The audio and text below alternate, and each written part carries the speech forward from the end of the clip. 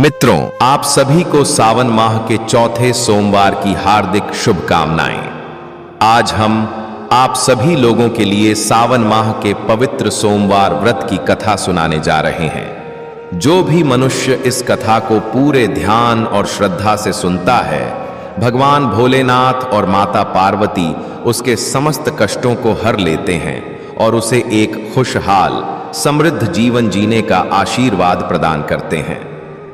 साथियों, जैसा कि आप सभी जानते हैं, आज सावन माह का चौथा सोमवार है। हिंदू धर्म में सावन का महीना अत्यंत पवित्र और महत्वपूर्ण माना जाता है। यह महीना भगवान भोलेनाथ का प्रिय महीना है। इस महीने में जो भी मनुष्य अपने धर्म और कर्म के मार्ग पर चलता है, नित्य कार्यों को करता है और भगवान भोलेनाथ की पूजा में लीन रहता है, भगवान उसके सभी मनोरथ सिद्ध कर देते हैं और उसे सुख समृद्धि का आशीर्वाद प्रदान करते हैं। मित्रों, इसलिए सावन को धर्म और कर्म का माह भी कहा जाता है। 12 महीनों में से सावन का महीना विशेष पहचान रखता है, क्योंकि इसका धार्मिक और आध्यात्मिक महत्व अति विशिष्ट है। कहते हैं कि सावन के महीने में व्रत, दान, पूजा पाठ और भक्ति करना अति उत्तम माना जाता है, क्योंकि यह साक्षात भगवान भोलेनाथ का महीना है। इस बार का सावन माह अपने आप में अनूठा है। हमारे पुराणों और धर्म ग्रंथों में सावन के महीने की महिमा का विशेष उल्लेख है। ऐसा माना जाता है कि इस महीने में माता पार्वती ने भगवान भोलेनाथ को पति के रूप में प्राप्त करने के लिए घोर तपस्या की थी। उनकी तपस्या से प्रसन्न होकर भगवान भोलेनाथ ने माता पार्वती को दर्शन दिए और यह घटना सावन के महीने में ही हुई थी। तब से भक्तों का विश्वास है कि सावन में जो भी मनुष्य सच्चे मन से तपस्या, पूजा पाठ और व्रत करता है, भगवान भोलेनाथ उससे शीघ्र प्रसन्न हो जाते हैं और उसके जीवन को सफल बनाते हैं। मित्रों, आइए अब मैं आप सभी को सावन माह की अद्भुत कथा का अवलोकन करवाता हूं। यह कथा एक भाई और बहन की मार्मिक कहानी है।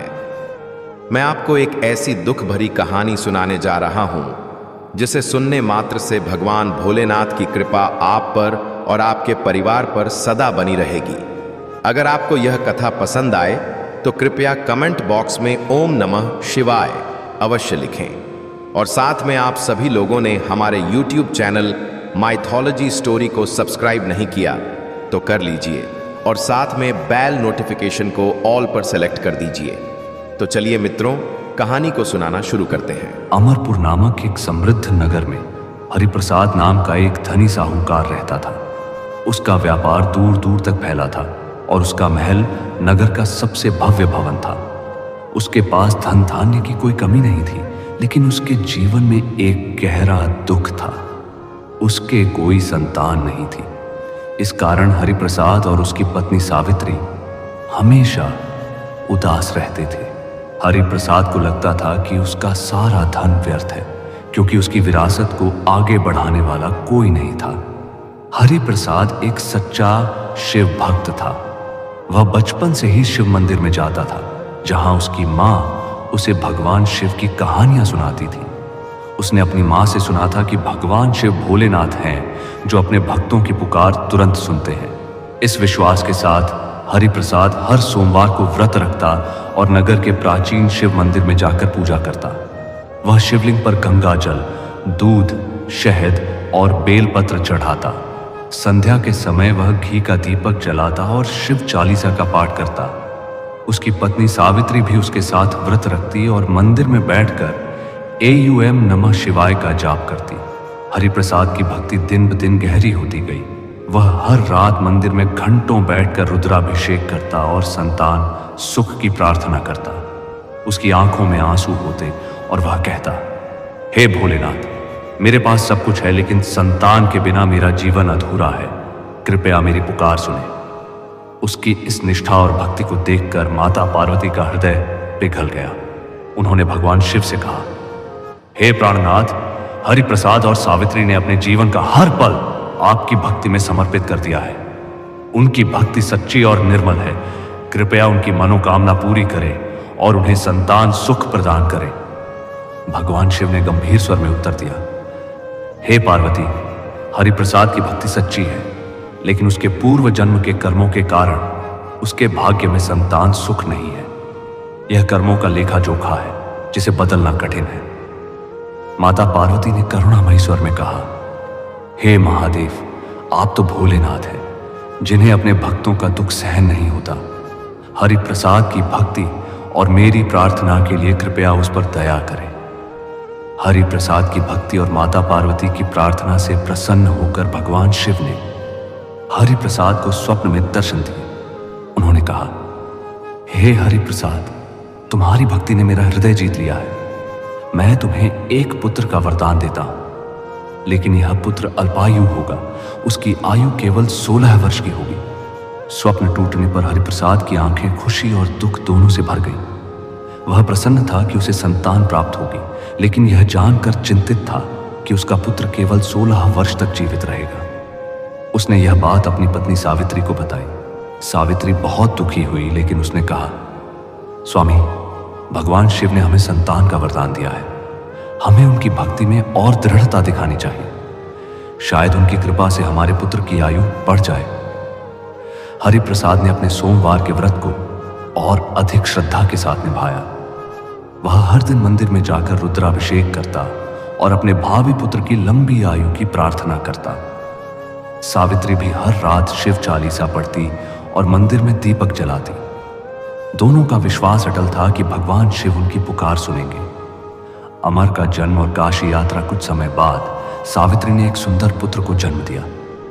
हरिप्रसाद ने उसका नाम अमर रखा, क्योंकि वह चाहता था कि उसका पुत्र अमर रहे।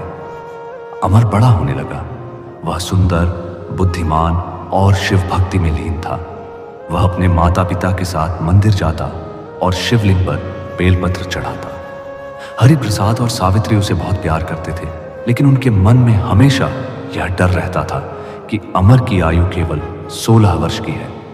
जब अमर 11 वर्ष का हुआ, हरिप्रसाद ने उसे काशी शिक्षा ग्रहण करने के लिए भेजने का निर्णय लिया। उन्होंने अमर को अपने मामा विश्वनाथ के साथ काशी भेजा। हरिप्रसाद ने विश्वनाथ को कुछ धन और आभूषण दिए और कहा, विश्वनाथ, तुम अमर को काशी ले जाओ।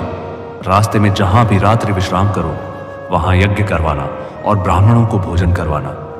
मेरी भक्ति और अमर की सुरक्षा भगवान शिव के हाथों में है। अमर और विश्वनाथ काशी की यात्रा पर निकल पड़े। रास्ते में वे चंद्रपुर नामक एक समृद्ध राज्य में पहुंचे। वहां राजकुमारी चंद्रिका का विवाह हो रहा था, लेकिन जिस राजकुमार से उसका विवाह होना था, वह अचानक एक आंख से अंधा हो गया था। राजकुमार के पिता राजा विक्रम सिंह नहीं चाहते थे कि यह बात किसी को पता चले। उन्होंने अमर को देखा, जो सुंदर और स्वस्थ था, और उससे विनती की, हे बालक, कृपया हमारे लिए दूल्हे की जगह विवाह मंडप में बैठ जाओ। हम तुम्हें बहुत सारा धन और सम्मान देंगे। अमर ने अपने मामा विश्वनाथ से सलाह ली। विश्वनाथ ने कहा, अमर, यह एक पुण्य कार्य है। यदि तुम राजकुमारी की इज्जत बचा सकते हो तो यह करना चाहिए, लेकिन सच्चाई छिपाना नहीं चाहिए। अमर ने राजा की विनती स्वीकार कर ली और राजकुमारी चंद्रिका से विवाह मंडप में बैठ गया। विवाह की रस्में पूरी हुई, लेकिन विदाई के समय अमर ने चंद्रिका को सारी सच्चाई बता दी। उसने कहा, हे चंद्रिका, मैं केवल तुम्हारे सम्मान की रक्षा के लिए इस विवाह में बैठा था। मैं काशी शिक्षा ग्रहण करने जा रहा हूं। तुम अपने पिता के महल वापस जाओ। चंद्रिका ने अमर की ईमानदारी और साहस की प्रशंसा की। उसने कहा, अमर, तुमने मेरे सम्मान की रक्षा की। मैं तुम्हें हमेशा याद रखूंगी। इसके बाद अमर और विश्वनाथ काशी की ओर बढ़ गए। अमर और विश्वनाथ काशी पहुंचे। वहां अमर ने वेदों, शास्त्रों और शिव भक्ति का गहन अध्ययन किया। वह हर दिन सुबह जल्दी उठकर गंगा स्नान करता और काशी के विश्वनाथ मंदिर में पूजा करता। उसकी भक्ति और विद्या की चर्चा दूर दूर तक फैलने लगी। जब अमर 16 वर्ष का हुआ, उसने एक भव्य यज्ञ का आयोजन किया। यज्ञ में सैकड़ों ब्राह्मणों को भोजन कराया गया और अन्न वस्त्र का दान किया गया। लेकिन उसी रात जब अमर सो रहा था, उसकी मृत्यु हो गई, जैसा कि भगवान शिव ने स्वप्न में हरिप्रसाद को बताया था। विश्वनाथ जोर जोर से रोने लगा। उसका विलाप सुनकर माता पार्वती और भगवान शिव वहां प्रकट हुए। माता पार्वती ने विश्वनाथ के दुख को देखकर कहा, हे प्राणनाथ, इस व्यक्ति का कष्ट दूर करें। यह वही साहूकार का पुत्र है जिसके पिता ने 16 वर्षों तक सावन सोमवार का व्रत रखा और आपको भोग लगाकर दीप प्रज्वलित किया। भगवान शिव ने कहा, हे पार्वती, यह अमर का कर्म था कि वह केवल 16 वर्ष जीवित रहे, लेकिन हरिप्रसाद की भक्ति और तुम्हारी करुणा के कारण मैं अमर को पुनर्जन्म का वरदान देता हूं। भगवान शिव ने अपनी जटा से गंगा जल छिड़का और अमर पुनः जीवित हो गया। अमर ने अपने मामा को गले लगाया और कहा, मामा, यह सब भगवान शिव की कृपा है।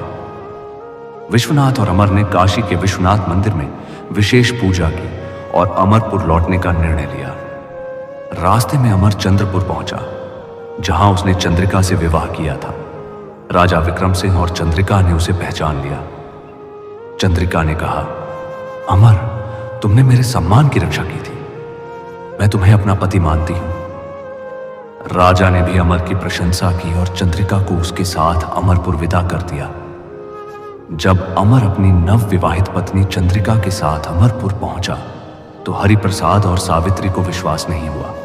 वे जानते थे कि अमर की आयु 16 वर्ष की थी और वे उसके लिए शोक मना रहे थे, लेकिन अमर को जीवित और चंद्रिका के साथ देखकर उनकी खुशी का ठिकाना न रहा। उसी रात भगवान शिव ने हरिप्रसाद को स्वप्न में दर्शन दिए और कहा, हे हरिप्रसाद, तुम्हारी सावन सोमवार की भक्ति ने मुझे प्रसन्न किया है। मैं तुम्हारे पुत्र अमर को लंबी आयु और सुखी जीवन का वरदान देता हूं। हरिप्रसाद और सावित्री ने भगवान शिव को धन्यवाद दिया। उन्होंने एक भव्य शिव मंदिर बनवाया और हर सावन में भंडारा शुरू किया। अमर और चंद्रिका ने सुखी वैवाहिक जीवन जिया और उनकी संतान ने हरिप्रसाद की विरासत को आगे बढ़ाया। भगवान शिव ने दूसरी कथा शुरू की। हे पार्वती, अब मैं तुम्हें एक ऐसे भक्त की कहानी सुनाता हूं जो पाप के दलदल में डूबा था, लेकिन सावन की भक्ति ने उसे मुक्ति दी। नीलनगर नामक एक छोटे से कस्बे में रघु नाम का एक व्यक्ति रहता था। रघु का बचपन कठिन था।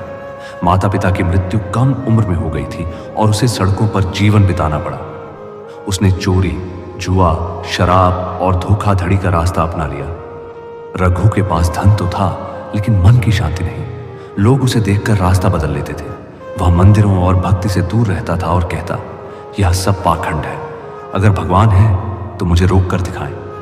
सावन का पहला सोमवार आया। नीलनगर का शिव मंदिर सजा हुआ था। भक्त बेलपत्र, दूध और जल लेकर शिवलिंग पर चढ़ा रहे थे। रघु शराब के नशे में मंदिर के बाहर खड़ा था और भक्तों का मजाक उड़ा रहा था। वह चिल्लाया, यह सब बेकार है, भगवान कहाँ है? उसी रात जब रघु अपने घर में अकेला था, एक तेज आंधी आई, बिजली कड़की और उसके कमरे में एक तेज प्रकाश फैला। सामने एक आकृति प्रकट हुई, त्रिशूल, जटा और तीसरा नेत्र लिए भगवान शिव। रघु कांपने लगा और उसकी शराब की बोतल हाथ से गिर गई। शिव ने कहा, हे रघु, तूने मुझे पाखंड कहा, लेकिन मैं सब देखता हूं। तेरा जीवन पाप में डूबा है, लेकिन सावन का मास परिवर्तन का समय है। यदि तू सच्चे मन से सावन के 4 सोमवार का व्रत रखे और मेरी भक्ति करे तो मैं तुझे नया जीवन दूंगा। रघु बेहोश हो गया। अगली सुबह जब उसकी आंख खुली तो उसने खुद को बदला हुआ महसूस किया। उसने शराब की बोतलें फेंक दी और मंदिर की ओर चल पड़ा। लोगों ने उसे देखकर आश्चर्य किया, लेकिन रघु ने मंदिर में प्रवेश किया और शिवलिंग पर जल चढ़ाया। उसने कहा, हे महादेव, मैं एक पापी हूं, मुझे अपने चरणों में स्थान दो। रघु ने सावन के प्रत्येक सोमवार का व्रत रखा। वह सुबह जल्दी उठता, स्नान करता और मंदिर में शिवलिंग पर जल, दूध और बेलपत्र चढ़ाता। उसने अपने पुराने पापों के लिए गांव वालों से क्षमा मांगी। उसने उस महिला से माफी मांगी जिसका घर उसने लूटा था और उस बूढ़े दुकानदार से जिसे उसने धोखा दिया था। लोग आश्चर्यचकित थे। एक बुजुर्ग ने कहा, शिव की कृपा से पत्थर भी फूल बन जाता है। सावन के तीसरे सोमवार को रघु ने पूरी रात AUM नमः शिवाय का जाप किया। आधी रात को मंदिर में एक तेज प्रकाश फैला और भगवान शिव की आवाज गूंजी, रघु, तू अब मेरा साधक बन चुका है, लेकिन तेरी परीक्षा अभी बाकी है। सावन के अंतिम सोमवार को रघु ने एक भव्य पूजा का आयोजन किया। उसने गांव वालों को भोजन कराया और जरूरतमंदों को वस्त्र दान किए। तभी एक वृद्ध साधु मंदिर के बाहर गिर पड़ा। लोग उसे देखकर मुंह फेरने लगे, लेकिन रघु ने उसे उठाया, अपने घर ले गया और उसकी सेवा की। साधु ने कहा, रघु, तू क्या चाहता है? रघु ने कहा, मुझे कुछ नहीं चाहिए, मैं केवल भगवान शिव को धन्यवाद देना चाहता हूं। साधु मुस्कुराए और अचानक उनका रूप बदल गया। वे स्वयं भगवान शिव थे। उन्होंने कहा, रघु, तूने मेरे हृदय को जीत लिया, तेरे पाप राख हो चुके हैं। अब तू मेरा साधक बनकर लोगों को भक्ति का मार्ग दिखाएगा। रघु ने गांव में एक शिव जागरण का आयोजन किया और अपनी कहानी सुनाई। उसकी भक्ति से प्रेरित होकर कई लोग सावन सोमवार का व्रत रखने लगे। रघु एक साधक बन गया और जीवन भर शिव भक्ति का प्रचार किया। भगवान शिव ने तीसरी कथा शुरू की। हे पार्वती, अब मैं तुम्हें एक ऐसे भक्त की कहानी सुनाता हूं जिसने गरीबी में भी मेरी भक्ति नहीं छोड़ी। गंगा किनारे एक छोटे से गांव सरयूपुर में दीनदयाल नाम का एक निर्धन ब्राह्मण रहता था। वह बड़ा ही सरल और संतोषी था, लेकिन उसका जीवन दुखों से भरा था। उसका कोई घर नहीं था। वह अपनी पत्नी रमा के साथ एक टूटी फूटी झोपड़ी में रहता था, जो बारिश में टपकती थी और सर्दियों में ठंडी हवाओं से कांपती थी। वह भिक्षा मांगकर जीवन यापन करता था, लेकिन कई बार उसे खाली हाथ लौटना पड़ता था। दीनदयाल हर सावन सोमवार को व्रत रखता और पास के शिव मंदिर में जाकर बेलपत्र और जल चढ़ाता। उसकी पत्नी रमा भी उसके साथ व्रत रखती और कहती, स्वामी, भगवान शिव हमारी सुनेंगे, हमें उन पर विश्वास रखना चाहिए। दीनदयाल की भक्ति में कोई कमी नहीं थी। वह हर दिन मंदिर में जाता, शिवलिंग की सफाई करता और अपने मन की बातें भगवान शिव के सामने रखता। वह कहता, हे महादेव, मेरे पास कुछ नहीं है, लेकिन मेरी भक्ति आपके चरणों में है। मेरे परिवार को सुख और शांति दें। एक दिन दीनदयाल भिक्षा मांगने निकला, लेकिन उसे कुछ नहीं मिला। वह निराश होकर झोपड़ी लौटा। रमा ने उसे ढांढस बंधाया और कहा, कोई बात नहीं स्वामी, भगवान शिव पर विश्वास रखो। उस रात दीनदयाल को नींद नहीं आई। उसने मन ही मन कहा, हे भोलेनाथ, मैंने क्या पाप किया है कि मुझे इतनी गरीबी में जीना पड़ रहा है? मैं हर सोमवार आपका व्रत रखता हूं, फिर भी मेरी पुकार क्यों नहीं सुनते? उसी दिन जब दीनदयाल मंदिर से लौट रहा था, उसे एक साधु मिला। साधु ने उसकी उदासी देखकर पूछा, वत्स, क्यों उदास हो? क्या बात है? दीनदयाल ने अपनी सारी व्यथा साधु को बता दी। साधु ने उसकी बात ध्यान से सुनी और कहा, तुम्हारी भक्ति में कोई कमी नहीं है वत्स, लेकिन तुम्हें अपनी भक्ति को और गहरा करना होगा। आज रात शिव मंदिर में सो जाओ। भगवान शिव स्वयं तुम्हें दर्शन देंगे और तुम्हारी मनोकामना पूरी करेंगे। दीनदयाल ने साधु की बात मान ली। वह उस रात शिव मंदिर में सो गया। आधी रात को उसे एक स्वप्न आया। स्वप्न में भगवान शिव प्रकट हुए। उनका तेज इतना अधिक था कि दीनदयाल की आंखें चौंधियां गईं। भगवान शिव ने कहा, दीनदयाल, मैं तुम्हारी भक्ति से प्रसन्न हूं। तुम मुझसे जो चाहो मांग सकते हो। दीनदयाल ने भगवान शिव के चरणों में सिर झुकाकर कहा, हे भगवान, मुझे कुछ नहीं चाहिए, बस मेरी गरीबी दूर कर दें, ताकि मैं अपने परिवार का भरण पोषण कर सकूं और आपकी भक्ति में कोई कमी ना आए। भगवान शिव मुस्कुराए और कहा, तथास्तु, तुम्हारी गरीबी दूर हो जाएगी। कल सुबह अपनी झोपड़ी में देखना, वह सोने से भर जाएगी। दीनदयाल की नींद खुली। वह घबराकर अपनी झोपड़ी की ओर भागा। जब उसने झोपड़ी देखी तो उसकी आंखें फटी की फटी रह गई। झोपड़ी सोने से भरी थी। रमा भी वहां पहुंची और आश्चर्य से चिल्ला उठी, ये सब क्या है स्वामी? क्या ये सच है? दीनदयाल ने रमा को रात का स्वप्न बताया। रमा खुशी से रोने लगी और बोली, भगवान शिव ने हमारी सुन ली। दीनदयाल और रमा ने भगवान शिव को धन्यवाद दिया। उन्होंने उस सोने से एक सुंदर घर बनवाया और गांव में गरीबों की मदद शुरू की। दीनदयाल ने एक स्कूल खुलवाया जहां बच्चों को मुफ्त शिक्षा दी जाती थी। एक भंडारा शुरू किया जिसमें हर सावन में भक्तों को भोजन कराया जाता था। लेकिन दीनदयाल ने अपनी सादगी और भक्ति कभी नहीं छोड़ी। वह हर सावन सोमवार को व्रत रखता और शिव मंदिर में जाकर जल चढ़ाता। एक दिन उसने रमा से कहा, रमा, मुझे डर है कि कहीं यह धन मुझे मेरी सादगी से दूर न कर दे। रमा ने कहा, स्वामी, धन केवल एक साधन है, इसका उपयोग अच्छे कामों के लिए करें, अपनी भक्ति और सादगी को बनाए रखें, यही हमारी सबसे बड़ी शक्ति है। दीनदयाल ने रमा की बात मानी। उसने अपने धन का उपयोग गरीबों की मदद, शिक्षा और शिव भक्ति के प्रचार के लिए किया। उसका जीवन सार्थक हो गया और लोग उसे शिव भक्त दीनदयाल कहने लगे। भगवान शिव ने चौथी कथा शुरू की। हे पार्वती, अब मैं तुम्हें एक ऐसी कन्या की कहानी सुनाता हूं जिसने मुझे अपना पति मानकर भक्ति की और मेरी कृपा प्राप्त की। प्राचीन काल में विदर्भ नगर में सुदर्शना नाम की एक कन्या रहती थी। वह सुंदर, सुशील और शिव भक्ति में लीन थी। उसके पिता पंडित विश्वेश्वर एक विद्वान ब्राह्मण थे जो वेदों और शास्त्रों के झाता थे। सुदर्शना ने बचपन से ही अपनी मां से भगवान शिव की कहानियां सुनी थी।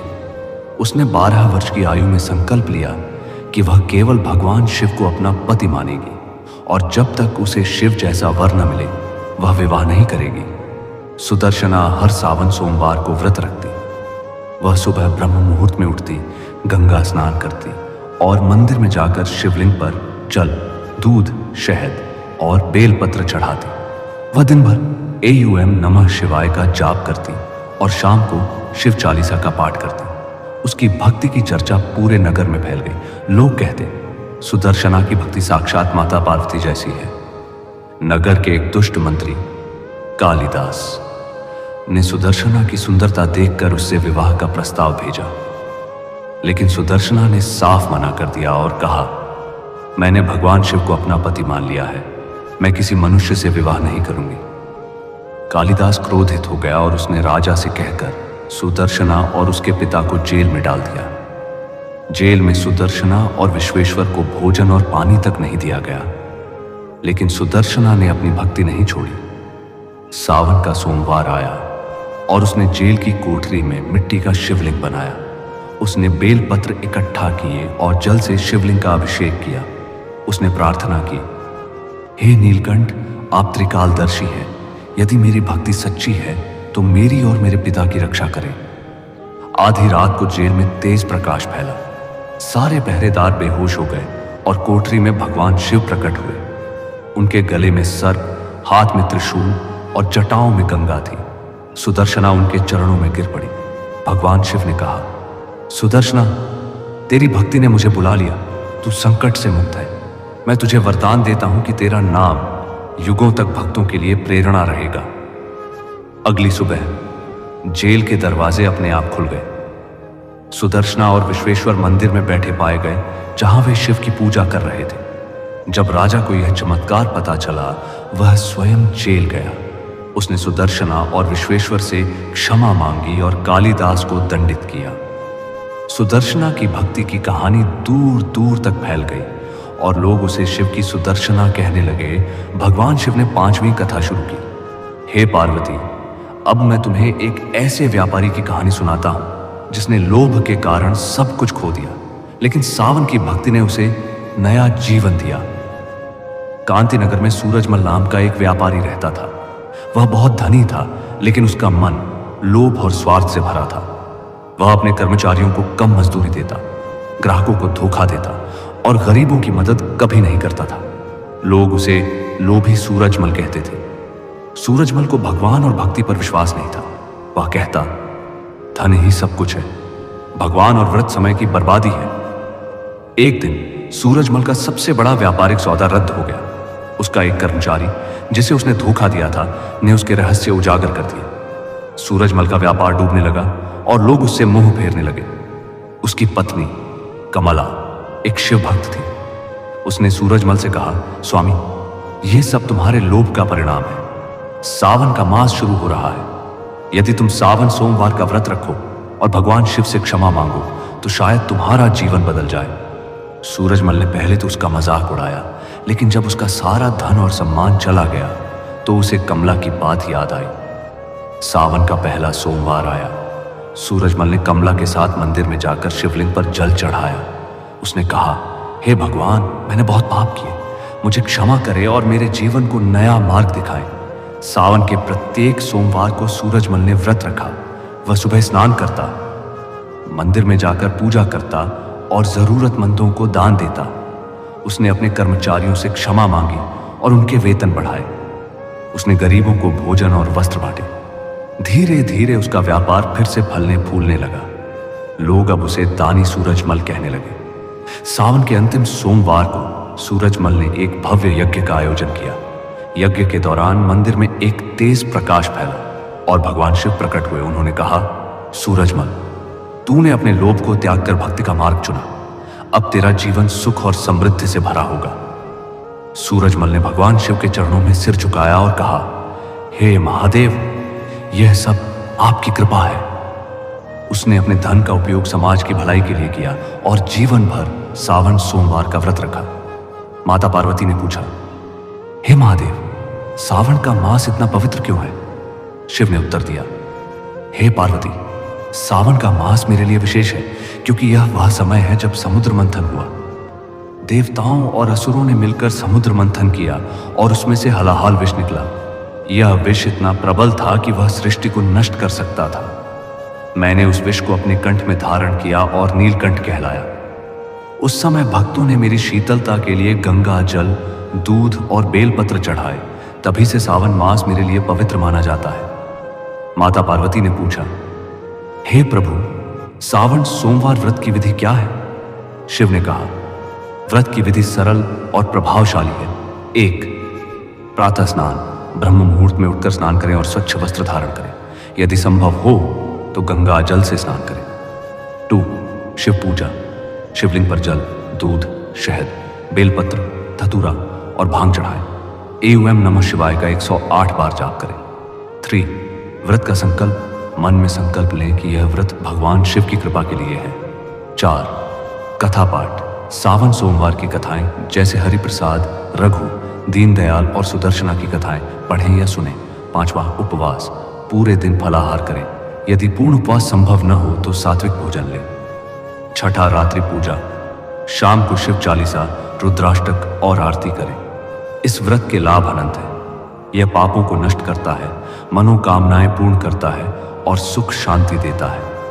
अविवाहित कन्याओं को योग्य वर, विवाहित स्त्रियों को पति की दीर्घायु और पुरुषों को सफलता और मोक्ष मिलता है। माता पार्वती ने भगवान शिव के चरणों में सिर झुकाया और कहा, हे महादेव, आपकी कृपा से मुझे सावन सोमवार की महिमा समझ में आ गई। ये कथाएं हर भक्त के लिए प्रेरणा है। शिव ने कहा, हे पार्वती, जो भी भक्त इन कथाओं को श्रद्धा से सुनता या पढ़ता है उसे मेरी कृपा प्राप्त होती है। सावन का मास भक्ति का अवसर है जो हर आत्मा को मेरे करीब लाता है। एक समय की बात है, किसी छोटे से गांव में एक ग्वाला जिसका नाम शंकरलाल था अपने परिवार के साथ सुखी जीवन जी रहा था। उसके परिवार में उसकी पत्नी सावित्री, एक बेटा मोहन और एक बेटी सुमन थी। शंकरलाल अपने छोटे से परिवार से बहुत प्रेम करता था और उनके लिए दिन रात मेहनत करता था। वह गायों को चराने का काम करता था। सुबह जल्दी उठकर वह जंगल में जाता जहां उसकी गायें हरी घास चरती थीं। वह गायों का दूध निकालता, उससे दही और घी बनाता और उसे बेचकर अपने परिवार का पालन पोषण करता था। उसकी पत्नी सावित्री बहुत संतुष्ट और समझदार थी। वह जो कुछ भी शंकरलाल कमा कर लाता उसमें वह अपने बच्चों का लालन पालन करती और घर को सुचारू रूप से चलाती। मोहन 10 वर्ष का था। दोनों बच्चे बहुत समझदार और आज्ञाकारी थे। सुमन अपनी मां की मदद करती, घर के छोटे मोटे काम संभालती और अपने छोटे भाई मोहन का ख्याल रखती थी। वह भगवान भोलेनाथ की परम भक्त थी। हर सुबह वह स्नान करके शिवलिंग की पूजा करती, फूल चढ़ाती, जल अर्पित करती और भगवान भोलेनाथ से अपने परिवार की सुख शांति की प्रार्थना करती। वह सावन माह में विशेष रूप से सोमवार का व्रत रखती थी और पूरे दिन भगवान भोलेनाथ का ध्यान करती। सुमन की भक्ति को देखकर गांव की एक अन्य लद्दकी ललिता, जो उसकी सहेली थी, भी उससे प्रेरित होती थी। ललिता सुमन की सबसे अच्छी दोस्त थी और अक्सर उसके साथ मंदिर जाती थी। वह भी भगवान भोलेनाथ की भक्त थी और सुमन के साथ मिलकर पूजा पाठ करती। ललिता सुमन को कहती, सुमन, तुम्हारी भक्ति देखकर मेरा मन भी भगवान भोलेनाथ की शरण में जाने को करता है। चलो हम दोनों मिलकर सावन के हर सोमवार को व्रत रखें और भगवान से अपने परिवार की खुशी मांगें। सुमन खुशी खुशी मान जाती और दोनों सहेलियां मंदिर में एक साथ पूजा करती, भजन गाती और भगवान भोलेनाथ की कथाएं सुनती। मोहन भी अपनी बहन से बहुत प्रेम करता था। वह सुमन और ललिता की भक्ति को देखकर प्रभावित होता और कभी कभी उनके साथ मंदिर जाता। मोहन और सुमन एक दूसरे के साथ हंसी खुशी समय बिताते, आपस में बातें करते और अपने छोटे छोटे सपनों को साझा करते। सुमन अपने भाई को कहानियां सुनाती और मोहन अपनी बहन के साथ जंगल में गायों को देखने जाता। दोनों का रिश्ता इतना गहरा था कि गांव वाले उनकी मिसाल दिया करते थे। गांव में एक बुजुर्ग साधु गुरुदेव रहते थे जो भगवान भोलेनाथ के परम भक्त थे। वे अक्सर सुमन और मोहन को देखकर कहते, बच्चों, तुम दोनों का प्रेम और भक्ति भगवान भोलेनाथ को बहुत प्रिय है। सदा सत्य के मार्ग पर चलना और भगवान की शरण में रहना। सुमन और मोहन उनकी बातें ध्यान से सुनते और उनके आशीर्वाद से अपने जीवन को और बेहतर बनाने की प्रेरणा लेते। सावित्री की मृत्यु और दुख की शुरुआत, लेकिन नियति को कुछ और ही मंजूर था। बीमारी इतनी बढ़ गई कि गांव के वैद्य और चिकित्सकों के सारे प्रयास विफल हो गए। कुछ ही दिनों में सावित्री की मृत्यु हो गई। यह घटना शंकरलाल और उसके बच्चों के लिए एक बड़ी दीर्घा आघात थी। शंकरलाल अपनी पत्नी को बहुत प्यार करता था। मोहन अपनी मां के बिना अधूरे से हो गए। सुमन को अपनी मां की हर बात याद आती। वह कैसे उन्हें प्यार से खाना खिलाती थी, कैसे रात को कहानियां सुनाती थी और कैसे हर छोटी बड़ी बात में उनका साथ देती थी। मोहन भी अपनी मां की गोद में सिर रखकर सोने की आदत को भूल नहीं पा रहा था। ललिता ने सुमन को सांत्वना दी। वह सुमन के घर आई और उसे गले लगाकर कहा, सुमन, मैं तुम्हारा दुख समझती हूं, लेकिन तुम भगवान भोलेनाथ की भक्त हो। वे तुम्हें इस दुख से उबारेंगे। चल, हम मंदिर चलें और वहां भगवान से प्रार्थना करें। सुमन ने ललिता की बात मानी और दोनों मंदिर गईं। वहां गुरुदेव भी मौजूद थे। उन्होंने सुमन को देखा और कहा, बेटी, जीवन में सुख दुख आते जाते रहते हैं, लेकिन भगवान भोलेनाथ की शरण में जो रहता है उसे हर मुश्किल में सहारा मिलता है। तुम अपनी भक्ति को और मजबूत करो। सुमन ने गुरुदेव की बातों को दिल से लगाया और भगवान भोलेनाथ की पूजा में और अधिक लीन हो गई। नई शुरुआत और कठिनाइयां। शंकरलाल ने अपने बच्चों की परवरिश के लिए दिन रात मेहनत की। वह सुबह जंगल में गाय चराने जाता और शाम को लौटता, लेकिन बच्चों के लिए भोजन तैयार करना, उनके कपड़े धोना और उनका ध्यान रखना उसके लिए मुश्किल हो गया। सुमन ने घर के कुछ काम संभालने की कोशिश की। वह सुबह जल्दी उठकर खाना बनाती, घर की साफ सफाई करती और अपने भाई को खाना खिलाती, लेकिन वह भी पूरी तरह से अपनी मां की जगह नहीं ले सकती थी। मोहन भी अपनी बहन की मदद करता, लेकिन दोनों बच्चे अभी छोटे थे और अपनी मां की कमी को हर पल महसूस करते थे। ललिता अक्सर सुमन के घर आती और उसकी मदद करती। वह सुमन के साथ खाना बनाने में हाथ बटाती और उसे हंसाने की कोशिश करती। एक दिन ललिता ने सुमन से कहा, सुमन, तुम इतने काम अकेले क्यों करती हो? मैं तुम्हारी मदद करूंगी। चल, हम दोनों मिलकर आज कुछ स्वादिष्ट बनाएं और मोहन को खिलाएं। सुमन ने ललिता की बात मान ली और दोनों ने मिलकर खाना बनाया। मोहन ने खाना खाया और अपनी बहन और ललिता की तारीफ की, लेकिन सुमन का मन उदास था। वह ललिता से बोली, ललिता, अगर मां होती तो हमें इतना दुख न सहना देता। ललिता ने सुमन को गले लगाया और कहा, सुमन, भगवान भोलेनाथ सब देख रहे हैं। तुम्हारी भक्ति तुम्हें हर मुश्किल से निकालेगी। गुरुदेव भी समय समय पर सुमन और मोहन से मिलने आते। वे बच्चों को भगवान भोलेनाथ की कथाएं सुनाते और कहते, बच्चों, सावन का महीना भगवान भोलेनाथ का महीना है। इस महीने में अपनी भक्ति को और गहरा करो। भगवान तुम्हारे दुखों को जरूर दूर करेंगे। सुमन और मोहन उनकी बातों से प्रेरणा लेते और मंदिर में पूजा करने जाते। आखिरकार शंकरलाल ने अपने बच्चों के भविष्य को देखते हुए दूसरी शादी करने का निर्णय लिया। उसकी दूसरी पत्नी, जिसका नाम कमलावती था, घर आ गई। शुरू में कमलावती शंकरलाल के साथ अच्छा व्यवहार करती थी, वह घर के कामों में मदद करती और बच्चों के साथ भी प्यार से बात करती। लेकिन धीरे धीरे उसका असली स्वभाव सामने आने लगा। कमलावती का स्वभाव कठोर और स्वार्थी था। वह सुमन और मोहन को बिल्कुल पसंद नहीं करती थी। वह केवल शंकरलाल के साथ प्यार का दिखावा करती थी ताकि वह उसकी हर बात माने। शंकरलाल उसकी बातों में आ गया और धीरे धीरे उसके प्यार के जाल में फंस गया। वह अपनी नई पत्नी कमलावती की हर बात मानने लगा और बच्चों पर ध्यान देना कम कर दिया। कमलावती ने घर पर अपना नियंत्रण स्थापित कर लिया और बच्चों के साथ कठोर व्यवहार करने लगी। कमलावती ने सुमन और मोहन के साथ बुरा बर्ताव शुरू कर दिया। वह सुमन को घर के सारे काम करने के लिए मजबूर करती। सुमन सुबह से शाम तक घर की सफाई, खाना पकाने और कप डड्ढे धोने में व्यस्त रहती।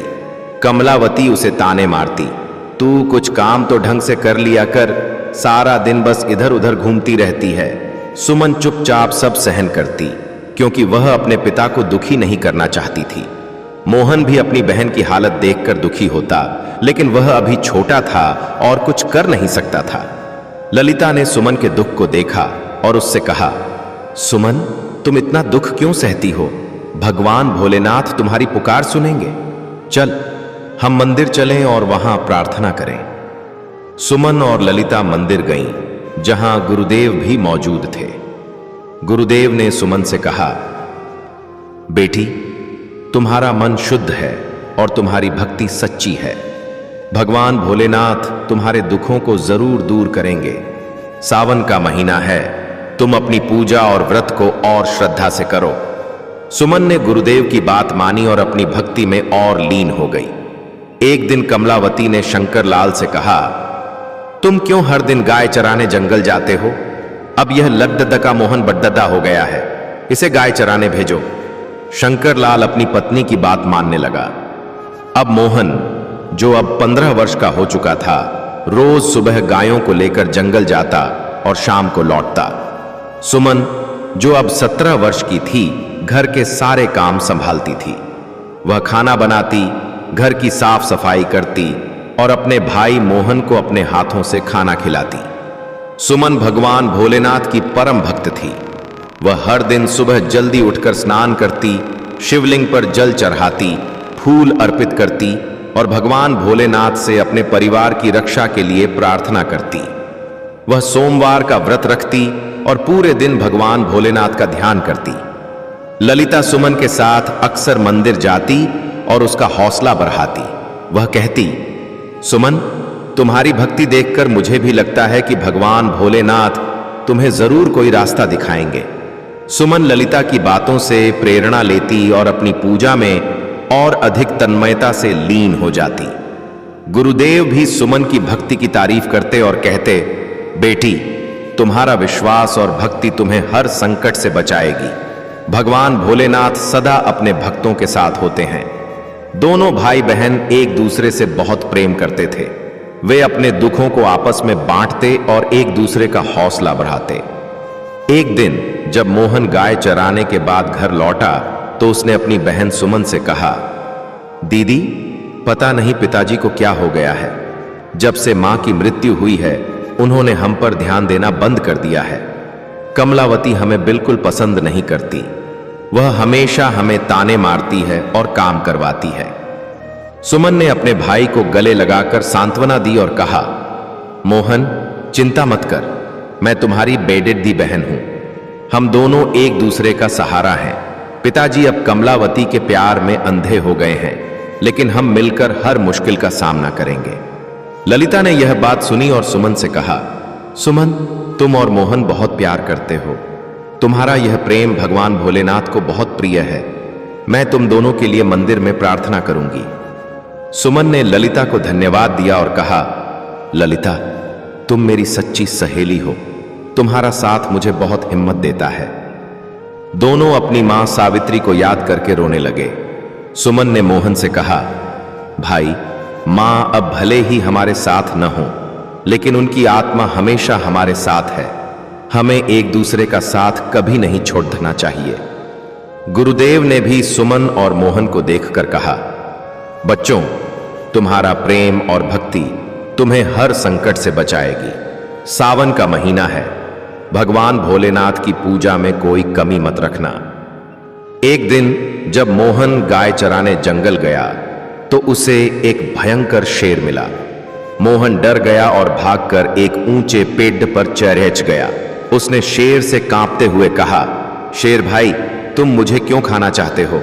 मैं तो एक गरीब ग्वाले का बेटा हूं। शेर ने गर्जना करते हुए जवाब दिया, मैं कई दिनों से भूखा हूं, मुझे अपनी भूख मिटाने के लिए कुछ चाहिए।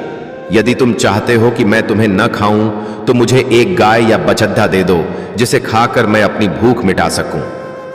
मोहन ने शेर से विनती की, शेर भाई, मैं अपनी बहन सुमन का इकलौता सहारा हूं।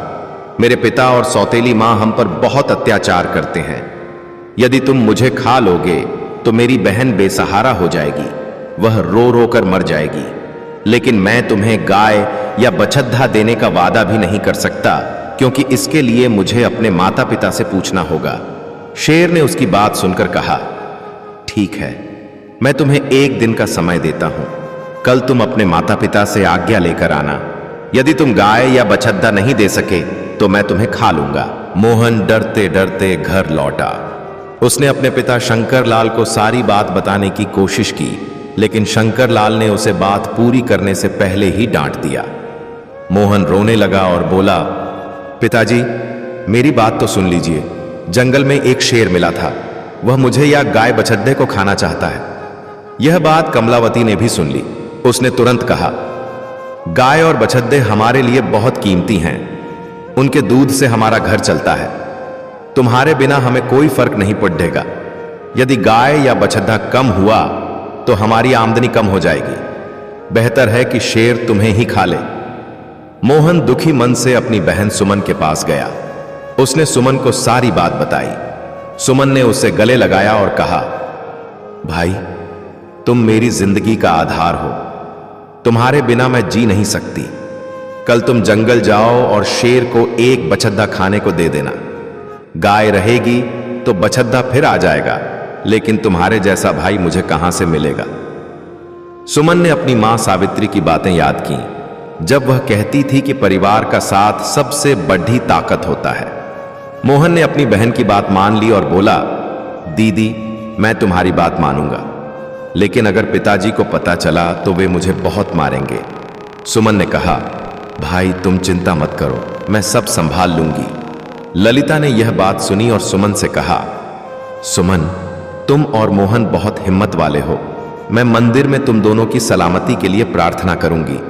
सुमन ने ललिता को धन्यवाद दिया और कहा, ललिता, तुम्हारा साथ मुझे बहुत हिम्मत देता है। उस रात सुमन और ललिता मंदिर गईं और गुरुदेव से मिली। गुरुदेव ने कहा, बेटी सुमन, तुम्हारा विश्वास और भक्ति तुम्हें हर संकट से बचाएगी। मोहन को भगवान भोलेनाथ की कृपा से कोई हानि नहीं होगी।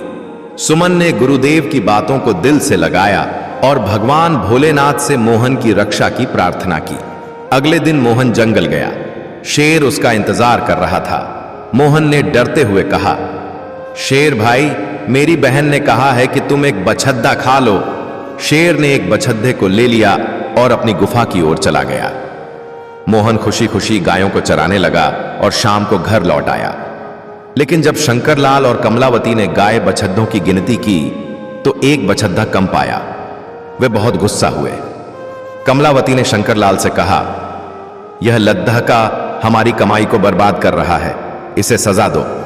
शंकर लाल ने गुस्से में अपने बेटे मोहन को डंडों से इतना मारा कि वह बेहोश होकर जमीन पर गिर पड़ा। सुमन यह सब देख रही थी। उसका मन गुस्से और दुख से भर गया, लेकिन वह कुछ कर नहीं सकती थी।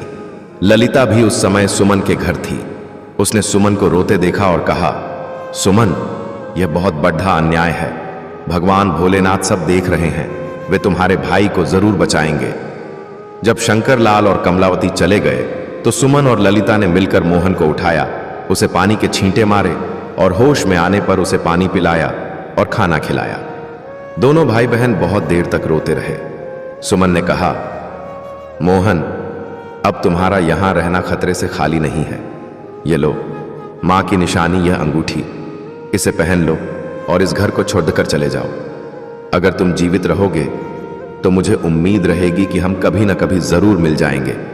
कम से कम हम अलग होकर भी साथ तो रहेंगे। मोहन ने अपनी बहन की बात सुनी और बोला, दीदी तुम ठीक कह रही हो, लेकिन मैं तुम्हें यहां कमलावती के साथ अकेले कैसे छोड़ जाऊं? वह तुम पर भी अत्याचार करती है, तुमसे सारा काम करवाती है, मारती पीटती है। सुमन ने कहा, भाई अगर तुम ठीक रहोगे तो मैं सब सहन कर लूंगी, लेकिन तुम यहां से चले जाओ। मोहन ने अपनी बहन की बात मान ली। सुमन ने एक पवित्र धागा लिया और उसे मोहन की कलाई पर बांध दिया। उसने कहा, भाई यह मेरी निशानी है, इसे कभी टूटने मत देना। जब भी हम मिलेंगे इसे देखकर एक दूसरे को पहचान लेंगे। ललिता ने यह देखकर कहा, सुमन तुम और मोहन का यह प्रेम देखकर मेरा मन भर आया। मैं भगवान भोलेनाथ से प्रार्थना करूंगी कि तुम दोनों हमेशा साथ रहो। जब सुमन और मोहन यह बातें कर रहे थे, कमलावती उनकी बातें चुपके से सुन रही थी। उसने मन में सोचा, अच्छा यह बात है, अब मैं इनका मजा चखाती हूं। रात को जब सुमन और मोहन सो गए, कमलावती ने शंकरलाल से कहा, मुझे इस लड्ड धाके का मांस खाना है। शंकरलाल अपनी पत्नी के मोह में इतना अंधा हो चुका था कि उसने अपने बेटे मोहन को उठाया, बाहर ले गया और कुल्हाड़ी से उसके छोटे छोटे टुकड़े कर दिए। फिर वह टुकड़े अपनी पत्नी के पास ले गया। कमलावती ने उन टुकड़ों की सब्जी बनाई और चावल पकाए। उसने अपने लिए और शंकरलाल के लिए थाली सजाई। फिर उसके मन में विचार आया, इसकी बहन को कैसे भूल सकती हूं? आखिर भाई बहन का बहुत गहरा प्यार था ना। अब इस प्यार में इसे इसके भाई का मांस तो जरूर खिलाना चाहिए। कमलावती ने सुमन को बुलाया और उसके लिए भी थाली परोसी। उसने कहा, खा ले, आज मैंने तेरे लिए खास खाना बनाया है। सुमन को शक हुआ, क्योंकि कमलावती ने उसे कभी प्यार से खाना नहीं दिया था। जब उसने थाली में खाना देखा तो उसे वही अंगूठी दिखी जो उसने अपनी मां सावित्री की निशानी के रूप में अपने भाई मोहन को दी थी। सुमन तुरंत समझ गई कि यह उसके भाई का मांस है। वह सुबह से अपने भाई को खोज रही थी, लेकिन उसे मोहन कहीं दिखाई नहीं दिया था। अब उसका शक यकीन में बदल गया। वह रोते हुए अपने कमरे में भाग गई। ललिता सुमन के साथ थी। उसने सुमन को रोते देखा और पूछा, सुमन क्या हुआ? तुम इतनी परेशान क्यों हो? सुमन ने रोते हुए सारी बात बताई। ललिता भी रोने लगी और बोली, सुमन यह बहुत बड़ा पाप है। भगवान भोलेनाथ सब देख रहे हैं। तुम मंदिर चलो, वहां गुरुदेव से मिलकर प्रार्थना करें। सुमन और ललिता मंदिर गईं। वहां गुरुदेव ने सुमन को देखा और कहा, बेटी तुम्हारा दुख मुझसे देखा नहीं जाता, लेकिन भगवान भोलेनाथ तुम्हारी पुकार सुनेंगे। तुमने जो अंगूठी देखी उसे नदी में विसर्जित कर दो, इससे तुम्हारे भाई की आत्मा को शांति मिलेगी। सुमन ने गुरुदेव की बात मानी। सुमन ने वह अंगूठी उठाई और नदी के किनारे पहुंच गई। वह उंगली को अपने हाथों में लेकर जोर जोर से रोने लगी और भगवान भोलेनाथ को पुकारने लगी, हे भोलेनाथ, आपके होते हुए ऐसा कैसे हो सकता है? मेरा भाई मुझसे कैसे दूर हो सकता है? मेरे साथ ऐसा नहीं होना चाहिए था। सुमन बहुत धार्मिक थी। वह रोज भगवान भोलेनाथ की पूजा करती थी, सोमवार का व्रत रखती थी और हमेशा यही प्रार्थना करती थी कि भगवान उसके भाई की रक्षा करें। उस दिन भी वह रोते रोते कह रही थी, हे भोलेनाथ, मेरा इस संसार में कोई नहीं है। एक भाई था, उसे भी तुमने मुझसे छीन लिया। मां सावित्री को तो तुम पहले ही ले गए थे। अब मैं किसके लिए जीवित रहूंगी? मैं अब अकेले कैसे रहूंगी? मैं भी इस नदी में कूदकर अपनी जान दे दूंगी। जैसे ही सुमन ने वह उंगली नदी में डाली और भगवान भोलेनाथ से प्रार्थना की, वह उंगली एक हरियल तोता बनकर उड़ गई और नदी के पास एक पेड़ पर जा बैठी। तोते ने कहा, सुमन तू क्यों दुखी होती है? मैं तेरा भाई मोहन हूं। तुमने मेरी अस्थि नदी में विसर्जित कर मेरी मुक्ति कर दी। इससे मुझे तोते का जन्म मिल गया। बहन तुम चिंता मत करो, मैं तोता बनकर भी तुम्हारी हर तरह से मदद करूंगा। हम दोनों आपस में बहुत सारी बातें किया करेंगे। यह सुनकर सुमन बहुत खुश हुई। उसने सोचा, चलो मेरा भाई मेरे साथ तो है, किसी भी रूप में सही। सुमन ललिता के साथ मंदिर गई और उसने यह बात गुरुदेव को बताई। गुरुदेव ने कहा, बेटी, यह भगवान भोलेनाथ की कृपा है। तुम्हारा भाई अब भी तुम्हारे साथ है। तुम अपनी भक्ति को और मजबूत करो। ललिता ने भी सुमन का हौसला बढ़ाया और कहा, सुमन, तुम्हारा भाई अब भी तुम्हारे साथ है। भगवान भोलेनाथ ने तुम्हारी पुकार सुन ली। सुमन घर वापस लौट आई। कमलावती सुमन से सारा काम करवाती और बहुत खुश होती।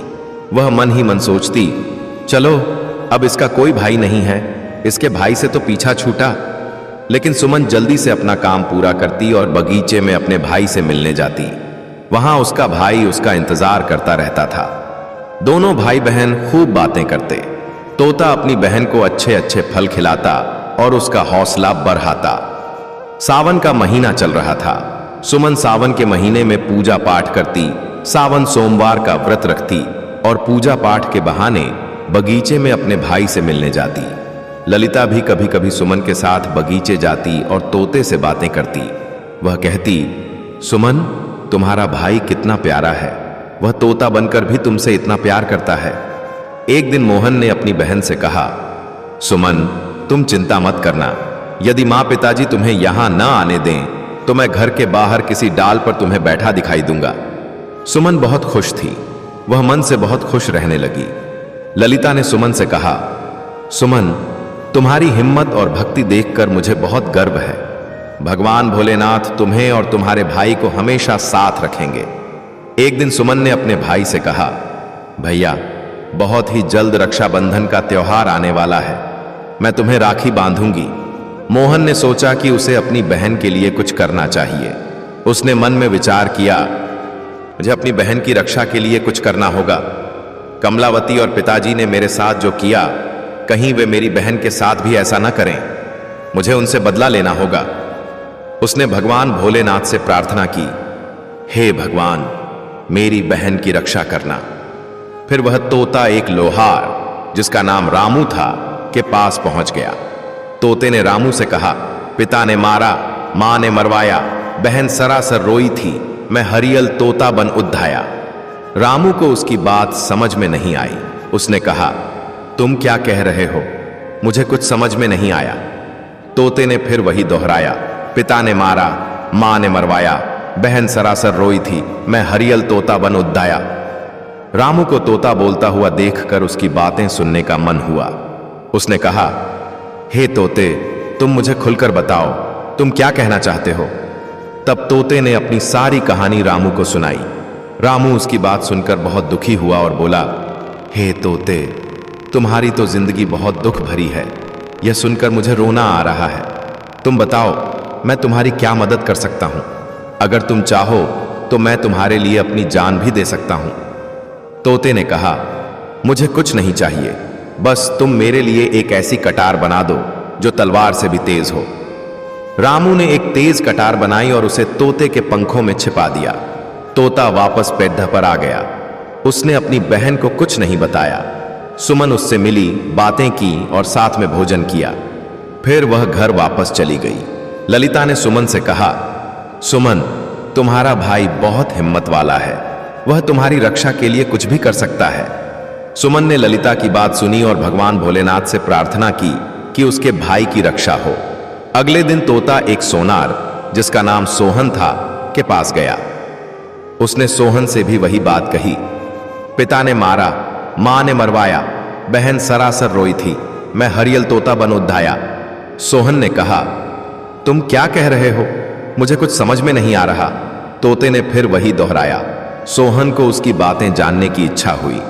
उसने कहा, तुम मुझे सीधे सीधे बताओ, तुम क्या कहना चाहते हो? तोते ने सोहन को अपनी सारी कहानी सुनाई। सोहन उसकी बात सुनकर बहुत दुखी हुआ और उससे हमदर्दी हो गई। वह रोने लगा और बोला, बताओ, मैं तुम्हारी क्या मदद कर सकता हूं? तोते ने कहा, भाई, रक्षाबंधन आने वाला है। मैं अपनी बहन को सोने के कुछ गहने देना चाहता हूं। तुम मेरी बहन के लिए गहने बना दो। सोहन ने तोते की बात सुनकर कहा, बस इतनी सी बात? बताओ, क्या क्या बनाना है? फिर सोहन ने सुमन के लिए कुछ सुंदर गहने बना दिए। तोते ने उसे बहुत धन्यवाद दिया और कहा, भाई, तुम ये गहने मेरी गर्दन में डाल दो। सोहन ने गहने तोते की गर्दन में डाल दिए। तोता उद्धकर उसी पेड़ पर आ गया जिस पर वह रहता था और उसने गहने पेड़ के कोटर में रख दिए। धीरे धीरे समय बीतता गया। रक्षाबंधन का त्योहार आ गया। सुमन अपने भाई को राखी बांधने आई। दोनों भाई बहन बहुत खुश हुए। तोते ने सारे गहने अपनी बहन को दे दिए। गहने पाकर सुमन बहुत खुश हुई। उसने पूछा, भाई ये गहने कहां से आए? तोते ने कहा, मेरा एक सोनार दोस्त सोहन है, उसने मुझे बनाकर दिए हैं। सुमन खुशी खुशी घर चली गई। ललिता ने सुमन को गहने पहने देखा और कहा, सुमन ये गहने बहुत सुंदर हैं। तुम्हारा भाई तुमसे कितना प्यार करता है। मैं भी रक्षाबंधन पर मंदिर में तुम्हारे लिए प्रार्थना करूंगी। लेकिन जब कमलावती ने सुमन को गहने पहने हुए देखा तो वह जल भुन गई। उसने सुमन को मारते हुए कहा, ये गहने तू कहां से चोरी करके लाई है? सुमन ने कहा, मां मैंने ये गहने कहीं से चुराए नहीं हैं। ये मेरे भाई ने मुझे दिए हैं जो एक तोता है। सुमन ने पूरी बात नहीं बताई कि उसका भाई ही तोता बन गया है। उसने कहा, एक तोता है, वह मुझसे बातें करता है। मैंने उसे अपना भाई बना लिया है। उसी ने मुझे ये गहने दिए हैं। कमलावती सोचने लगी, ऐसा कौन सा तोता है जो इसका भाई बन गया है? जैसे तैसे तो एक भाई से मैंने पीछा छुड़ाया, अब ये दूसरा भाई कहां से आ गया? अगले दिन कमलावती उस तोते को ढूंढने जंगल में गई। उसे वही तोता दिखाई पड़ा। वह तोते को पकड़ी दहने की कोशिश करने लगी, लेकिन तोता उसके हाथ में नहीं आया। कमलावती सुबह से शाम तक तोते को पकड़ी देने की कोशिश करती रही, लेकिन वह नाकाम रही। थक हार कर वह घर लौट आई। उसका सारा गुस्सा सुमन पर निकला। उसने सुमन के सारे गहने छीन लिए और उसे मारने पीटने लगी। सुमन ने यह बात ललिता को बताई। ललिता ने कहा, सुमन तुम चिंता मत करो, भगवान भोलेनाथ सब देख रहे हैं। मैं तुम्हारे साथ मंदिर चलूंगी और वहां प्रार्थना करूंगी। सुमन और ललिता मंदिर गईं, जहां गुरुदेव ने कहा, बेटी तुम्हारी भक्ति और धैर्य देखकर भगवान भोलेनाथ जरूर तुम्हारी रक्षा करेंगे। अगले दिन सुमन अपने भाई तोते से मिलने गई। तोता बोला, सुमन जो गहने मैंने तुम्हें दिए थे वे कहां हैं? सुमन ने कहा, भैया वे गहने तो मां ने छीन लिए और मुझे बहुत मारा पीटा। अपनी बहन की यह बात सुनकर तोते को बहुत गुस्सा आया। उसने कहा, बस अब इनके पाप का गड्ढा भर चुका है, अब इनको सजा मिलनी ही चाहिए।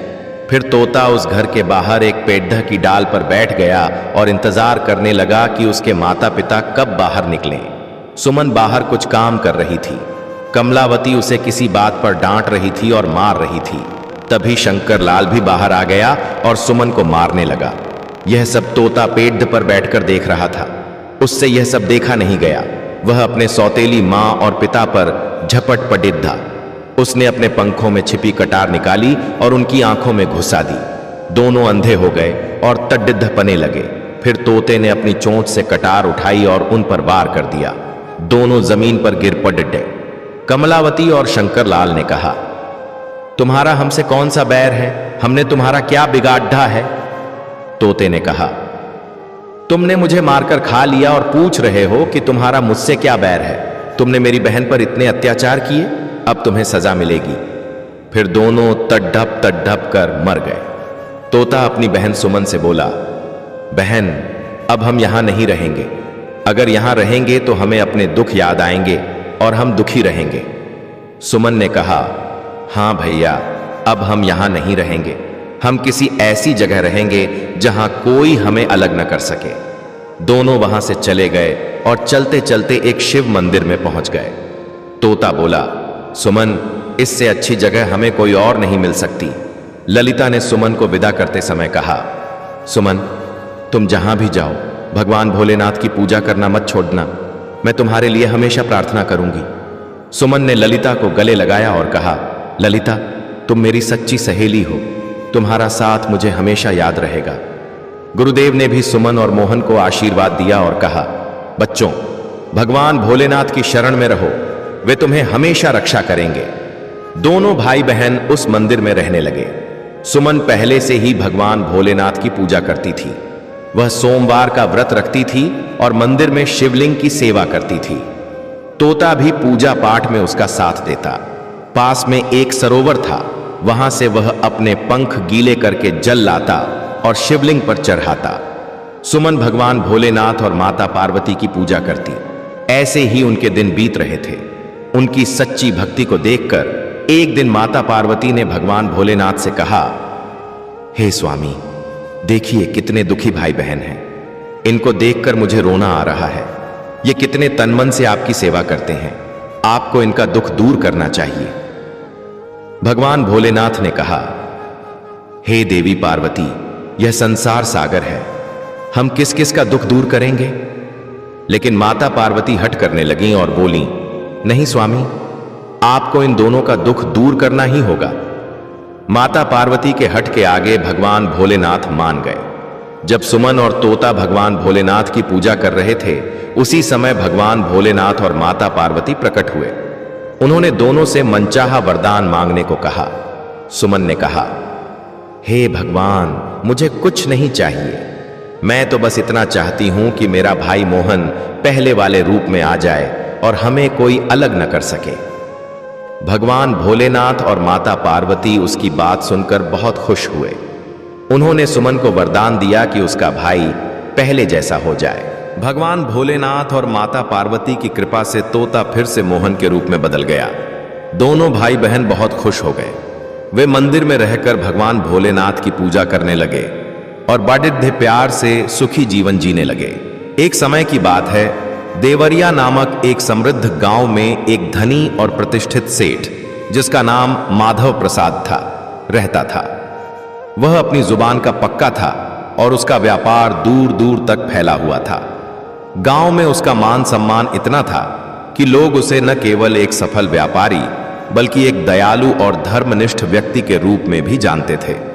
माधव प्रसाद की पत्नी कमला भी उतनी ही धर्मपरायण और सौम्य स्वभाव की थी।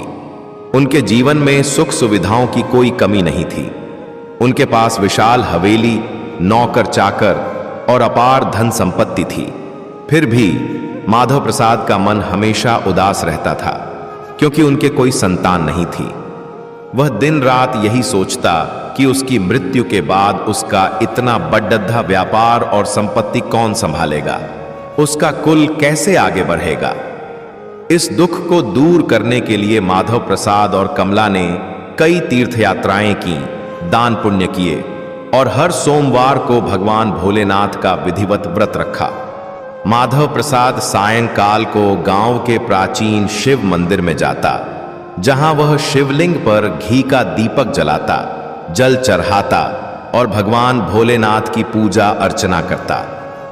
पूजा के बाद वह भोग लगाता और एक समय भोजन ग्रहण करता। उनकी भक्ति में कोई कमी नहीं थी।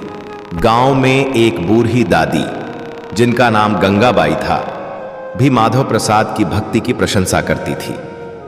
गंगाबाई एक तपस्विनी थीं, जो गांव के मंदिर के पास ही एक छोटी सी कुटिया में रहती थीं। वह अक्सर माधव प्रसाद को देखकर कहती, सेठ जी, तुम्हारी भक्ति सच्ची है। भगवान भोलेनाथ अवश्य तुम्हारी पुकार सुनेंगे। माधव प्रसाद की भक्ति देखकर एक दिन माता पार्वती ने भगवान भोलेनाथ से कहा, हे प्राणनाथ, यह सेठ माधव प्रसाद आपका सच्चा भक्त है। कितने वर्षों से यह सोमवार का व्रत और पूजा नियमित रूप से कर रहा है। उसकी पत्नी कमला भी उतनी ही श्रद्धा से आपके चरणों में समर्पित है। हे भगवान, आप इस सेठ की पुकार क्यों नहीं सुन रहे? कृपया आप इसकी समस्त मनोकामनाएं पूर्ण करें। भगवान भोलेनाथ ने मुस्कुराते हुए माता पार्वती से कहा, हे देवी पार्वती, इस संसार में सभी को उनके कर्मों के अनुसार फल मिलता है। जो भी प्राणी जैसा कर्म करता है, उसे वैसा ही फल प्राप्त होता है। लेकिन माता पार्वती ने भगवान भोलेनाथ की इस बात को नजरअंदाज कर दिया और आग्रह करते हुए बोली, नहीं प्राणनाथ, आप इस सेठ की इच्छा पूरी करनी ही पड़ेगी। यह आपका अनन्य भक्त है।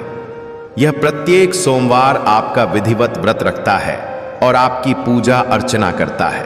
पूजा के बाद आपको भोग लगाकर एक समय भोजन ग्रहण करता है। आपको इसे पुत्र प्राप्ति का वरदान देना ही होगा। अन्यथा यह भक्ति की हार होगी। माता पार्वती के इतने आग्रह पर भगवान भोलेनाथ ने कहा, हे देवी पार्वती, तुम्हारे आग्रह पर मैं इस सेठ को पुत्र प्राप्ति का वरदान देता हूं, लेकिन इसका पुत्र केवल 16 वर्ष तक जीवित रहेगा। माता पार्वती ने भगवान भोलेनाथ की बात मान ली। उसी रात भगवान भोलेनाथ ने स्वप्न में माधव प्रसाद को दर्शन देकर कहा, हे पुत्र, मैं तुम्हारी भक्ति से बहुत प्रसन्न हूं, इसलिए मैं तुम्हें आशीर्वाद देता हूं कि तुम्हें एक यशस्वी पुत्र की प्राप्ति होगी, लेकिन तुम्हारा वह पुत्र केवल 16 वर्ष की आयु तक जीवित रहेगा। उसके बाद उसकी मृत्यु हो जाएगी। आशीर्वाद पाकर माधव प्रसाद को बहुत खुशी हुई, लेकिन पुत्र की अल्पायु की चिंता ने उसकी खुशी को कम कर दिया। वह पहले की तरह सोमवार का विधिवत व्रत करता रहा। कुछ महीनों बाद उसके घर एक अति सुंदर पुत्र का जन्म हुआ। पुत्र के जन्म से माधव प्रसाद के घर में खुशियां ही खुशियां भर गईं।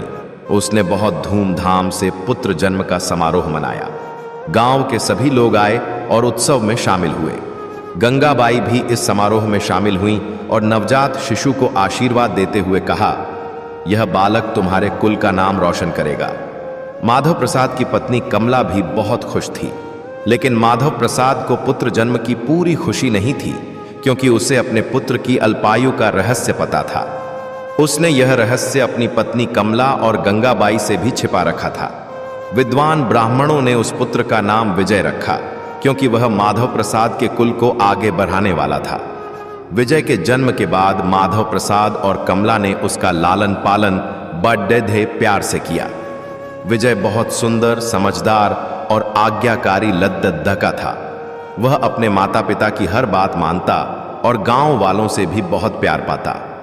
गांव में एक और नया पात्र था, गोपाल, जो माधव प्रसाद का पुराना मित्र और व्यापार में सहयोगी था। गोपाल का स्वभाव हंसमुख था और वह अक्सर विजय को कहानियां सुनाता और उसे जीवन के नैतिक मूल्यों का पाठ पढ़ाता। लेकिन माधव प्रसाद हमेशा अपने पुत्र की अल्पायु की चिंता में डूबा रहता। वह हर सोमवार भगवान भोलेनाथ की पूजा करता और प्रार्थना करता कि उसके पुत्र की आयु लंबी हो। जब विजय 12 वर्ष का हुआ तो माधव प्रसाद ने उसकी शिक्षा दीक्षा के लिए उसे वाराणसी भेजने का निश्चय किया। उसने विजय को उसके मामा रामदास और गोपाल के साथ वाराणसी भेजा। माधव प्रसाद ने विजय से कहा, बेटा, तुम शिक्षा प्राप्त करने के लिए वाराणसी जा रहे हो। रास्ते में ध्यान से जाना। गोपाल और रामदास तुम्हारा ख्याल रखेंगे। विजय, रामदास और गोपाल वाराणसी के लिए निकल पड़ी डिड्डे। रास्ते में वे रात्रि विश्राम के लिए एक सराय में ठहरे। वहां कुछ ब्राह्मण यज्ञ कर रहे थे। ब्राह्मणों ने विजय, रामदास और गोपाल को भोजन कराया। गोपाल ने ब्राह्मणों के साथ धार्मिक चर्चा की और विजय को बताया कि यज्ञ करने से मनुष्य के पाप धुल जाते हैं। लंबी यात्रा के बाद तीनों एक नगर में पहुंचे, जहां राजा की कन्या सुधा का विवाह हो रहा था। पूरे नगर को सजाया गया था। ये निश्चित समय पर बारात आई। विजय, रामदास और गोपाल यह दृश्य देख रहे थे।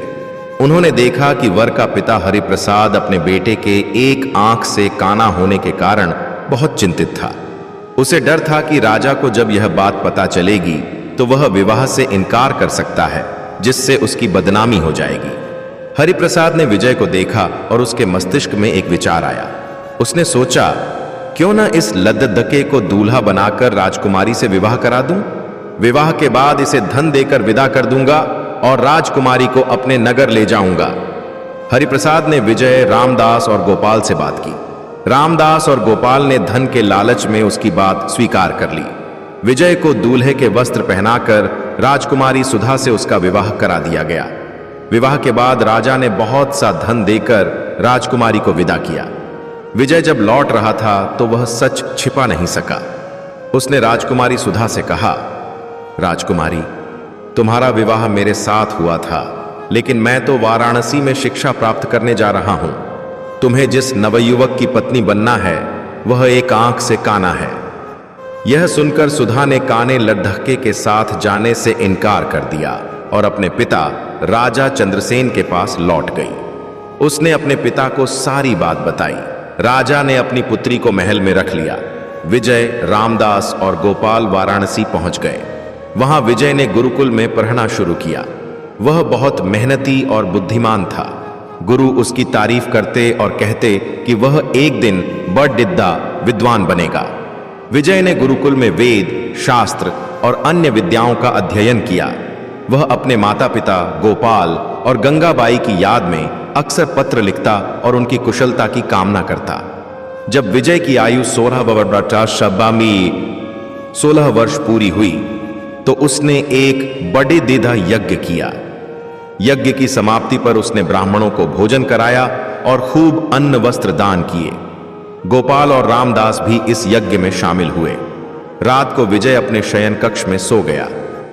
भगवान भोलेनाथ के वरदान के अनुसार उसी अवस्था में उसके प्राण पखेरु उद्ध गए।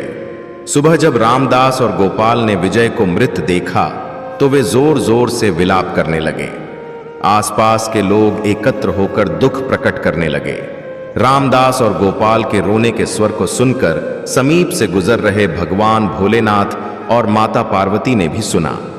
माता पार्वती ने रामदास और गोपाल को इतने लगाव के साथ विलाप करते देखा और भगवान भोलेनाथ से बोली, हे प्राणनाथ, मुझसे इन लोगों के रोने के स्वर सहन नहीं हो रहे, आप इनके कष्ट दूर कर दीजिए। भगवान भोलेनाथ ने माता पार्वती के साथ अदृश्य रूप में विजय के समीप जाकर उसे देखा और बोले, हे देवी, यह तो उसी सेठ माधव प्रसाद का पुत्र है जिसे मैंने 16 वर्ष की आयु का वरदान दिया था। इसकी आयु तो पूरी हो गई है। माता पार्वती ने भगवान भोलेनाथ से निवेदन किया, हे प्राणनाथ, आप इस लद्दके को जीवित करें, नहीं तो इसके माता पिता पुत्र की मृत्यु के कारण रो रो कर अपने प्राण त्याग देंगे। इसका पिता तो आपका परम भक्त है। वह वर्षों से सोमवार का व्रत करते हुए आपको भोग लगा रहा है। अगर आप इस लद्दके को जीवित नहीं करेंगे तो वह आपसे द्वेष करेगा और मुझे यह बिल्कुल पसंद नहीं है। माता पार्वती के इतने आग्रह पर भगवान भोलेनाथ ने विजय को जीवित होने का वरदान दिया। कुछ ही पल में विजय जीवित होकर उठ बैठा। विजय ने अपनी शिक्षा पूरी की और रामदास व गोपाल के साथ अपने नगर की ओर चल दिया। रास्ते में वे उसी नगर में रुके जहां विजय का विवाह हुआ था।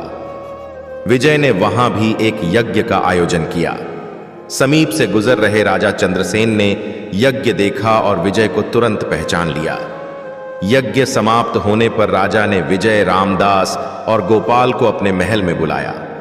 उसने कुछ दिन उन्हें महल में रखा और बहुत सा धन वस्त्र देकर राजकुमारी सुधा के साथ विदा कर दिया, क्योंकि सुधा और विजय का विवाह पहले ही हो चुका था। राजा ने अपनी पुत्री और उसके पति की सुरक्षा के लिए बहुत से सैनिकों को भी साथ भेजा। रामदास ने नगर में पहुंचते ही एक दूत को माधव प्रसाद के पास भेजकर अपने आगमन की सूचना दी। अपने बेटे विजय के जीवित लौटने की खबर पाकर माधव प्रसाद बहुत प्रसन्न हुआ। माधव प्रसाद और उसकी पत्नी कमला ने अपने पुत्र की मृत्यु की खबर सुनकर स्वयं को एक कमरे में बंद कर रखा था। उन्होंने भूखे प्यासे रहकर प्रतिज्ञा की थी कि यदि उन्हें उनका पुत्र जीवित अवस्था में नहीं मिला तो वे भी अपने प्राण त्याग देंगे। जब दूत ने उनके आने का समाचार दिया तो माधव प्रसाद और कमला बहुत खुश हुए। माधव प्रसाद अपनी पत्नी गंगाबाई और मित्रों के साथ नगर के द्वार पर पहुंचा। उसने अपने बेटे विजय को उसकी पत्नी सुधा के साथ देखा। पुत्र वधू को देखकर उसकी खुशी का ठिकाना नहीं रहा। गंगाबाई ने सुधा को आशीर्वाद दिया और कहा, यह पुत्र वधू तुम्हारे घर में सुख और समृद्धि लाएगी। उसी रात भगवान भोलेनाथ ने माधव प्रसाद के स्वप्न में आकर कहा, हे पुत्र, मैं तुम्हारे सोमवार के व्रत करने और व्रत कथा सुनने से प्रसन्न होकर तुम्हारे पुत्र को लंबी आयु प्रदान करता हूं। माधव प्रसाद बहुत प्रसन्न हुआ। सोमवार का व्रत करने से उसके घर में खुशियां लौट आईं। मित्रों, शास्त्रों में लिखा है कि जो स्त्री या पुरुष सावन के सोमवार का विधिवत व्रत करता है और इस व्रत कथा को श्रद्धा से सुनता है, उसकी सभी इच्छाएं पूरी होती हैं। हर हर महादेव। जय माता पार्वती। आपको हमारे द्वारा सुनाई गई सावन व्रत की कथा कैसी लगी, हमें कमेंट करके अवश्य बताएं। अगर पसंद आई हो तो कृपया कमेंट सेक्शन में हर हर महादेव और AUM नमः शिवाय अवश्य लिखें। इस कथा को अपने मित्रों और परिजनों के साथ शेयर करें ताकि उन्हें भी भगवान भोलेनाथ की कृपा प्राप्त हो। आप सभी का इस कथा को यहाँ तक पढ़ने के लिए हृदय से धन्यवाद।